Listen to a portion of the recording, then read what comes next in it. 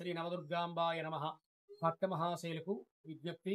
మన ఆంధ్రప్రదేశ్ రాజాం పట్టణంలో వేంచేసి ఉండేటటువంటి శ్రీ శ్రీ శ్రీ నవదుర్గా అమ్మవారి యొక్క సన్నిధిలో స్తంభ ప్రతిష్ట పందిర్రాట మహోత్సవం వైభవంగా జరిగింది. పసుపు గుడ్డ, కరక్కాయి, చిల్లరకాయను, అలాగే రాగి పైసా ఇవన్నీ అందులో కట్టి ఆ పసుపు గుడ్డలో ఆ ప్రతిష్టకి స్తంభ ప్రతిష్ఠ చేసినటువంటి ఆ పంచపల్లవములకు కట్టి ఆ స్తంభ ప్రతిష్ఠ చేసేటటువంటి గాతలో నవరత్నములు, పంచలోహములు వేసి ఈ నవధాన్యాలు పాలల్లో తడిపి ప్రతి ఒక్క భక్తుల చేత వేయించి అమ్మవారి యొక్క పందిర్రాట మహోత్సవం నిర్విఘ్నంగా కొనసాగించబడింది.